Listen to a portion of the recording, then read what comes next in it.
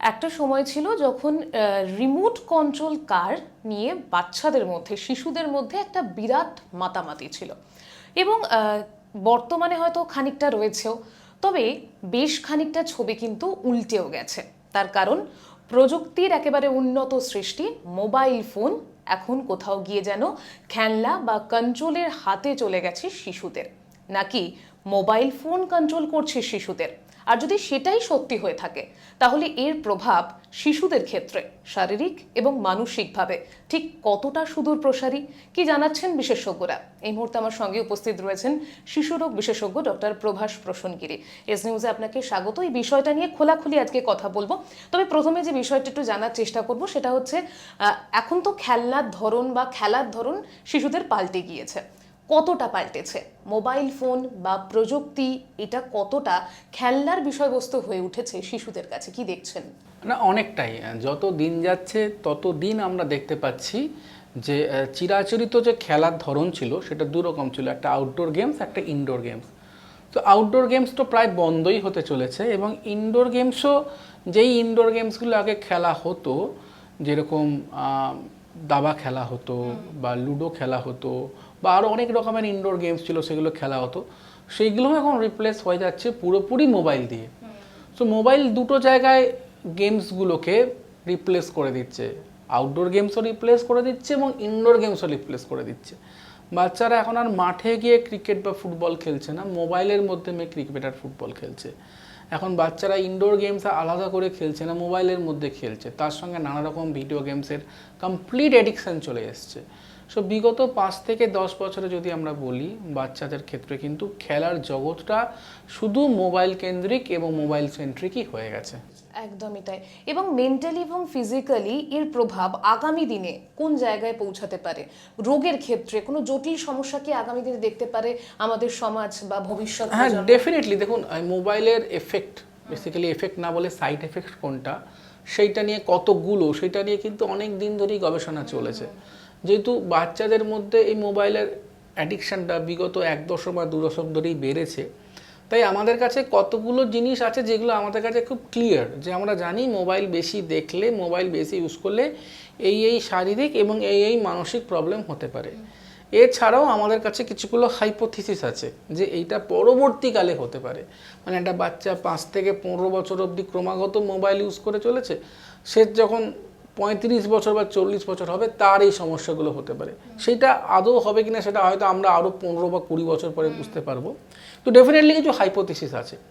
তো এক্ষেত্রে শারীরিক সমস্যার ক্ষেত্রে কিন্তু আমরা সবসময় মানসিক সমস্যাটার ক্ষেত্রে খুব হাইলাইট করি যে মোবাইল ইউজ করা হচ্ছে, অনেক রকমের মানসিক সমস্যা হচ্ছে, কিন্তু শারীরিক সমস্যাগুলো আমরা হাইলাইট করি না।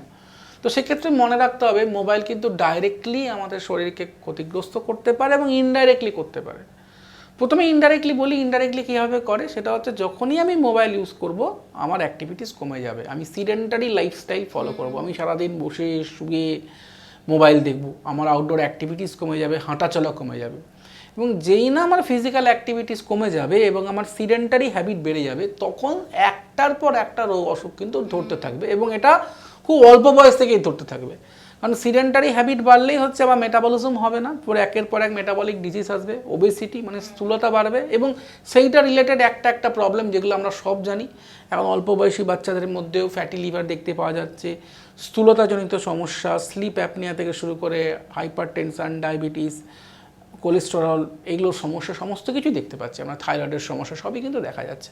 এই সবগুলোই কিন্তু স্থূলতা বা ওবেসিটির সঙ্গে ডাইরেক্টলি রিলেটেড, এবং এই ওবেসিটিটা কিন্তু মোবাইল এক্সেসিভ ইউজ এবং সিডেন্টারি লাইফস্টাইল যেটা হচ্ছে সেটার সঙ্গে ডাইরেক্টলি রিলেটেড। তাই এটা হচ্ছে একটা indirect association of mobile use and শারীরিক সমস্যা, যেটা মিডিয়েটার হচ্ছে সিডেন্টারি লাইফস্টাইল এবং ওবেসিটি বেড়ে যাচ্ছে। এছাড়াও মোবাইল যদি খুব ঘন ঘন ইউজ করি তাহলে আরও একটা প্রবলেম হয়, সেটা হচ্ছে স্লিপ ডিপ্রাইভেশনস। অনেক বাবা মা এসে আমাদের বলেন, ডাক্তারবাবু আমার বাচ্চারা মোবাইল ছাড়া ঘুমোতে চায় না, মোবাইল না দেখে। তো ইউজুয়ালি না, মোবাইল দেখে কিন্তু ঘুম হয় না, বরঞ্চ মোবাইল দেখে যে এই ধারণাটা যে মোবাইল না দেখলে ঘুম হবে না, এটা কিন্তু উল্টো। মোবাইল না দেখলেই বরঞ্চ ভালো ঘুম হবে, মোবাইল দেখলেই বরঞ্চ ঘুমানো হবে না। কি হয় যে মোবাইল যখনই দেখা হয়, সে দুপুরে হোক রাত্রে হোক, আলোটাকে কম করে বা ঘরে আলোটাকে বন্ধ করে অন্ধকার ঘরের মধ্যে চোখটা বড় বড় করে মোবাইল দেখছে, এই যে ব্লু রেটা চোখের মধ্যে পড়ছে, এইটার যে কি মারাত্মক পরিমাণ শারীরিক এফেক্ট আছে সেটা বলে শেষ করা যাবে না। এটা আমাদের না কমপ্লিট যে সাইকেল, যেটা স্লিপ সাইকেল, এই কমপ্লিট স্লিপ সাইকেলটাকে এটা ডিস্ট্রয় করে দেয়, ফলে ঘুম আসতে চায় না। যেই না ক্রমাগত স্লিপ সাইকেল ডিস্ট্রাকশন হয়ে গেল, ঘুম কম এলো, তখনই কম ঘুম বা ইনসমনিয়ার কারণে একটার পর একটা শারীরিক এবং মানসিক সমস্যা হতে থাকে। সেটারও লিস্ট প্রচুর লিস্ট। তো এক্ষেত্রেও কিন্তু মোবাইল ইউজ একটা ইনসমনিয়া বাচ্চাদের ক্ষেত্রে কমনেস্ট কজ খুব আমরা দেখতে পাচ্ছি। এছাড়াও আরেকটা খুব প্রবলেম হচ্ছে চোখের সমস্যা। ক্রমাগত মোবাইল দেখছে, এর জন্য আই স্ট্রেন হচ্ছে, আই ফ্যাটিক হচ্ছে। যাদের এক্সিস্টিং চোখে চশমা হচ্ছে তাদের দেখতে অসুবিধা হচ্ছে, ড্রাই আইসের সমস্যা হচ্ছে, হেডেক হচ্ছে, এবং ব্লাড ভিশন মোবাইল দেখে থেকে এমন হচ্ছে অনেকক্ষণ মোবাইল দেখার পর যখন নর্মাল বই খাতা পড়তে যাচ্ছে তখন সেটা পড়তে পারছে না, একটা ব্লাড ভিশন। একদমই তাই। এবং একটু প্র্যাকটিক্যাল একটা কথা বলি, সেটা হচ্ছে যারা শুনছেন তাদের কাছ থেকে একটা স্বাভাবিক কথা উঠে আসবে যে তাহলে আমরা কি করব। তার কারণ হচ্ছে আমরা প্রত্যেকে বাইরে বেরোচ্ছি, সন্তানকে তো কিছুটা হলেও কন্ট্রোলে রাখতে হবে। একমাত্র এখন উপায় হয়ে দাঁড়িয়েছে মোবাইল ফোন। আপনারা দিতে বারণ করছেন, কিন্তু আমি বারণ, এর বিকল্প কি রয়েছে? আমি তাহলে কি করে জীবনটা যাপন করব? এটার উত্তর কি হতে পারে? দেখুন, সন্তান মোবাইল তখনই বেশি ইউজ করবে যখন বাবা মা বেশি মোবাইল ইউজ করছে। এবং অনেক কিছু সার্ভেতে দেখা গেছে যে যারা খুব প্রফেশনালস, তাদের মোবাইল খুব কাজে লাগে, স্মার্টফোন কাজে লাগেও, তাতেও দেখা গেছে যে তাদের টোটাল যে স্ক্রিন টাইম, এই স্ক্রিন টাইমের ক্ষেত্রে মাত্র 30 to 35% স্ক্রিন টাইম তারা কিন্তু তাদের প্রফেশনকে মেনটেন করার জন্য করে। বাদবাকি যে 65 to 70% স্ক্রিন টাইম সেটা কিন্তু এন্টারটেনমেন্ট স্ক্রিন টাইম, মানে অনাবশ্যক কারণে আমি নেট সার্ফিং করছি, আমি কোনো ইউটিউব দেখছি, সোশ্যাল মিডিয়া সার্ফিং করছি, চ্যাট করছি, এগুলো দরকার পড়ে না। তো প্রথমে যেটা করতে হবে, আমি যদি মনে করি যে আমার শিশু মোবাইল কম ইউজ করবে, আমাকে মোবাইল কম ইউজ করতে হবে। বাড়ি এখন অধিকাংশ ক্ষেত্রে নিউক্লিয়ার ফ্যামিলি, বাবা মা দুজনেই জব করছেন, তারা বাড়িতে ফিরে আসছেন, বাচ্চাদের বাবা মাকে পাচ্ছে না, ফিরে আসার পরেও বাবা মা যদি মোবাইলে বুঁদ হয়ে থাকেন, বাড়ির বাদবাকি মেম্বার যদি মোবাইলে বুঁদ হয়ে থাকে, তো সেক্ষেত্রে তো বাচ্চাদের দোষ দিয়ে লাভ নেই। তো বাচ্চাদের মোবাইল ইউজ কম করার ক্ষেত্রে কিন্তু আগে আমাদের অ্যাডাল্টদের যে মোবাইল যে ইউজ করার যে প্রবণতা সেটাকে কম করতে হবে। সেটাকে কম করলেই কিন্তু বাচ্চারা কম করবে মোবাইল ইউজ, এবং ডেফিনেটলি একটা রুটিন বেঁধে দিতে হবে যে এই 24 ঘন্টার মধ্যে এই সময় এইটুকু তুমি মোবাইল দেখতে পাবে এবং কোয়ালিটি কন্টেন্ট তুমি দেখতে পাবে, এর বেশি মোবাইল তুমি ইউজ করতে পারবে না। এটা কমপ্লিটলি, এটা আমরা বহু ক্ষেত্রেই দেখেছি। বাড়িতে বয়স্করা, প্রাপ্তবয়স্করা, তারা যখন মোবাইল ইউজ কমিয়ে দিচ্ছে তখন বাচ্চাদেরও কিন্তু মোবাইল ইউজ কমে যাচ্ছে। বাড়ির বড়রা খেতে বসে বসে খবর দেখছেন, খেলা দেখছেন, আইপিএল দেখছেন, ক্রিকেট ফুটবল দেখছেন মোবাইলের মধ্যে, সেটা দেখলে বাচ্চাও তাই করবে। তো সেটাকে যদি আমরা কম করতে পারি, আগেকার দিনের মতো যদি ফিরে যেতে পারি, সবাই একসঙ্গে বসে গল্প করে খাওয়া দাওয়া করবে, তাহলে বাচ্চাও কোনোদিন মোবাইল দেখে দেখে খাওয়ার জন্য বায়না করবে না। তো ডেফিনেটলি বাচ্চাদের মোবাইল অ্যাডিকশানটাকে কন্ট্রোল করার জন্য কিন্তু আগে বড়দেরকে সচেতন হতে হবে, বড়দের মোবাইল অ্যাডিকশানটাকে কমাতে হবে। এবং যেটা বললাম, আমরা কিন্তু ইজিলি 60 to 70% আমাদের স্ক্রিন টাইম কাট ডাউন করতে পারি যদি আমি আমাদের অনাবশ্যক মোবাইল ইউজটাকে আমি বন্ধ করতে পারি। একদমই তাই। এইটুকুনি স্পষ্ট যে গন্ডগোলটা গোড়াতেই রয়েছে। একজন অভিভাবক হিসেবে সবার প্রথমে নিজেকে চেঞ্জ করতে হবে। এবং এই জায়গাটা প্রশ্ন রাখবো, সেটা হচ্ছে অলরেডি যে শিশুরা বা যে বাচ্চারা এই মোবাইল অ্যাডিকশন বা স্ক্রিন টাইমের মধ্যে ঢুকে গেছে, অতিরিক্ত স্ক্রিন টাইমের মধ্যে, সেক্ষেত্রে অভিভাবকদের আর বিকল্প পথ কি রয়েছে সেই জায়গা থেকে বাচ্চাকে সরিয়ে আনার ক্ষেত্রে? দেখুন, এইটা একটা ডি অ্যাডিকশন প্রসিডিওর, এটা একটা অ্যাডিকশন। যে কোনো অ্যাডিকশানই আমরা একদিনে কিন্তু ভাঙতে পারি না, একটা স্টেজ ওয়াইজ একটা ডি অ্যাডিকশানস থাকে। সো ইউজুয়ালি আমরা করি যে আমরা একটা স্ক্রিন থেকে ইউজুয়ালি আরেকটা স্ক্রিনে শিফট করতে বলি। যে একটা বাচ্চা দিনে 6 ঘন্টা মোবাইলে বুঁদ হয়ে গেছে, সেখান থেকে আমরা সেই স্ক্রিন টাইমটাকে কমিয়ে আমরা ইউজুয়ালি বড় স্ক্রিনে আনি, টিভিতে বলি যে তোমাকে মোবাইল দেখতে হবে না, তুমি টিভি দেখো। যেরকম যাদের সিগারেটে অ্যাডিকশানস থাকে, তাদের সিগারেট বন্ধ করার জন্য কিন্তু নিকোটিন চুইংগাম চেবাতে হয়, যে আস্তে আস্তে সেটাকে কমানো হয়। সেক্ষেত্রেও আমরা ইউজুয়ালি বলি যে তোমার মোবাইলে দিনে 3 ঘন্টা 4 ঘন্টা সময় কাটাচ্ছে, তুমি টিভিতে দেখো, টিভি দেখো, দূর থেকে দেখো। টিভি দেখার ক্ষেত্রে অ্যাডিকশান হতে পারে, মানসিক সমস্যাগুলো কিন্তু মোবাইলের থেকে অনেকটা কম হয়, এবং শারীরিক সমস্যাগুলো যেগুলো মোবাইল রিলেটেড সেটাও কিন্তু অনেকটা কম হয়। অনেক বড় স্ক্রিন থাকে এবং এর অনেক কিছু পজিটিভ এফেক্ট রয়েছে মোবাইলের থেকে। তো সেক্ষেত্রে আমরা প্রথমে অ্যাডিকশানটাকে শিফট করতে চাই যে টিভি দেখো তুমি, এবং তারপরে আস্তে আস্তে খুব তাড়াতাড়ি না করে ধীরে ধীরে ওই টিভি দেখার সময়টাকে আমরা আস্তে আস্তে কমাই, এবং সেই সময়টাকে আমাকে অন্য জিনিস দিয়ে রিপ্লেসমেন্ট করতে হবে। যদি মনে করি ওর স্টাডি টাইম আছে তখন ওকে স্টাডি দিতে হবে, যদি খেলার টাইম দেখে তাহলে খেলা দিতে হবে, ওই সময়টায় ফ্যামিলি কোয়ালিটি টাইম দেওয়ার দরকার হলে বাবা মাকে বা বাড়ির বাকি লোকেদের বাচ্চার সঙ্গে কোয়ালিটি টাইম স্পেন্ড করতে হবে।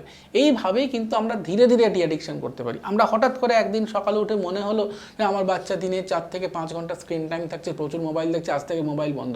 এটা কিন্তু করা যাবে না। এটা করলে মারাত্মক রিফিউজাল হয়, একটা বাচ্চাদের মধ্যে অ্যাগ্রেশন বেড়ে যায়, প্রচুর রকমের অ্যাগ্রেসিভ হয়ে যায় বাচ্চারা এবং তার সাইড এফেক্ট কিন্তু প্রচুর হয়। এটা একটা D addiction procedure over months চলে, আস্তে আস্তে বোঝাতে হয় এবং আস্তে আস্তে ওই জায়গাটা থেকে বেরিয়ে আসতে হবে। এবং এটা কিন্তু ডি অ্যাডিকশন করার আগে একদম ছোটোবেলা থেকে, যে আমাদের শুরুই হচ্ছে বাচ্চাকে মোবাইল দেখে খাওয়ানো। প্রথম জিনিস যেটা ভুল করে যে বাচ্চা খেতে চায় না। প্রত্যেক বাবা মায়েরই মনে হয় যে তাদের বাচ্চা প্রচুর খাবে, ইউজুয়ালি মা বা দাদু ঠাকুমাদের মনে হয় প্রচুর খাওয়াতে হবে। দরকার নেই, যেটুকু খাচ্ছে ওতেই হবে। এবং এই প্রচুর প্রচুর খাওয়ানোর জন্য কি হয়, বাচ্চাদের মোবাইল দেখে খাওয়ানোর অভ্যাসটা করা হয়। এবং এই যে শুরুটা হলো মোবাইল দেখে খাওয়ানো, এইখান থেকেই আস্তে আস্তে আস্তে আস্তে কিন্তু মোবাইলের অ্যাডিকশনটা চলে আসে। একদমই তাই। এবং শেষ করব, তবে শেষ প্রশ্ন যেটা, সেটা হচ্ছে এখন যেহেতু ডিজিটাল যুগ রয়েছে, আমরা তো পুরোপুরি প্রযুক্তিকে এড়াতে পারবো না। তো একটা শিশুর ক্ষেত্রে কতক্ষণ ফোন আমরা অ্যালাউ করতে পারি তার কাজের জন্য বা তার পড়াশোনার জন্য, এটা যদি একটুখানি বলে দিতেন। এটা নিয়ে বিভিন্ন জায়গার বিভিন্ন রকম গাইডলাইন্স হয়েছে। আমেরিকা একাডেমি অফ পেডিয়াট্রিক্সে একরকম গাইডলাইন্স আছে, ইউরোপিয়ান সোসাইটির একরকম গাইডলাইন্স, ইন্ডিয়ানে একরকম গাইডলাইন্স। সবগুলো যদি মেশাই তাহলে সেক্ষেত্রে বলা হয়, ইউজুয়ালি বলা হয় 1.5 থেকে 2 বছরের আগে একদমই মোবাইল এক্সপোজার হবে না, নো মোবাইল এক্সপোজার। ইউজুয়ালি 2 থেকে 5 বছরের মধ্যে বলা হয় যে 30 minute 40 minute maximum mobile exposure হতে পারে, and that to be in a quality matter আমি এক্সপোজার করবো। এবং কখনোই রিলস জাতীয় যেগুলো খুব তাড়াতাড়ি চেঞ্জ হচ্ছে সেরকম কিছু নয়। আমার মনে হলো না আমাকে দিনে 30 মিনিটস একটা কার্টুন দেখাতে হবে, যেখানে পুরো একটা স্টোরি থাকবে, বা 30 মিনিটস একটা ওয়াইল্ড লাইফের একটা ডকুমেন্টারি সেটা দেখাবো, বা 30 মিনিটস একটা খেলা সেটুকু দেখাবো।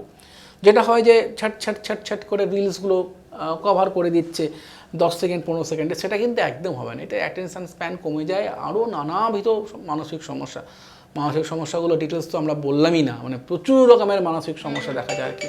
তো সেক্ষেত্রে যেটা হয় যে এই জিনিসটা যতক্ষণ না পর্যন্ত আমরা পুরোপুরি কন্ট্রোল করছি, যতক্ষণ না পর্যন্ত পুরোপুরি বন্ধ করছি, ততক্ষণ কিন্তু এইটা করা পসিবল হবে না এবং কোনোদিনই কিন্তু আমরা এই জায়গার থেকে বেরোতে পারবো না। এই জিনিসটা কমপ্লিটলি আমাদের কন্ট্রোল করতে হবে। 5 বছরের থেকে 10 বছর যখন কিন্তু ইউজুয়ালি একাডেমিক কাজের জন্য কিন্তু মোবাইলের দরকার পড়ে অনেক ক্ষেত্রে। এখন অনেক ক্ষেত্রে অনলাইন ক্লাস হচ্ছে, অনেক অনলাইন অ্যাক্টিভিটিস হচ্ছে, সেক্ষেত্রে কিন্তু একাডেমিক প্রবলেমের জন্য কিন্তু মোবাইল লাগছে। তো সেক্ষেত্রে বলা হয় যে আমরা আইদার কোয়ালিটি কন্ট্রোল এবং একাডেমিক কন্ট্রোল, সেটা অ্যাজ অ্যান্ড হোয়েন রিকোয়ার্ড আমরা দেবো, কিন্তু দুটো মিলিয়েও যেন কখনো 1 থেকে 1.5 ঘন্টার বেশি মোবাইল এক্সপোজার না হয়। এবং একাডেমিক কন্টেন্ট যেগুলো আছে, বেসিক্যালি অনলাইন ক্লাস এখন তো খুবই জনপ্রিয়, তো সেগুলো মোবাইলের থেকে যদি ল্যাপটপ বা ট্যাবে করা হয় তাহলে কিন্তু অনেকটা বেটার। এবং এইভাবেই আমরা আস্তে আস্তে একটা স্টেজড ওয়েতে মোবাইল ডি অ্যাডিকশান করতে পারি এবং সময় ভেঙে করতে পারি। এবং যতটা ডিলে করা যায় যে পার্সোনাল মোবাইল দেওয়ার জন্য, যখন একদমই দরকার মানে থাকা যাচ্ছে না তখনই, আদারওয়াইজ পার্সোনাল মোবাইল দেওয়ার এখন দেখতে পাচ্ছি 10 বছরে 11 বছরে বাচ্চাদের পার্সোনাল মোবাইল ফোন দিয়ে দেওয়া হচ্ছে। তো এটা থেকে বিরত থাকতে হবে। একদমই তাই। অসংখ্য ধন্যবাদ আপনাকে। এবং আপনি যেমনটা বললেন যে মানসিক দিকটা তো সেরকমভাবে বলাই হলো না, কিন্তু এটুকুনি স্পষ্ট যে মোবাইল অ্যাডিকশন মানসিক এবং শারীরিক দুদিকেই একটা গভীরভাবে প্রভাব ফেলতে পারে আগামী দিনে যদি আমরা সচেতন না হই। এবং যেমনটা আমিও কিছুক্ষণ আগে বলছিলাম যে প্রযুক্তি এখন গোটা দুনিয়া জুড়ে উন্নতির শিখরে উঠছে, সেই জায়গায় দাঁড়িয়ে হয়তো মোবাইল ফোনকে আমরা পুরোপুরি এড়াতে পারবো না, তবে সচেতন হতে পারবো। আশা করব আজকের এই আলোচনা আপনাদেরকে নতুন করে আবার ভাবতে সাহায্য করবে। ক্যামেরায় স্নেহাঙ্কুরের সাথে রিয়া রিপোর্ট, এস নিউজ।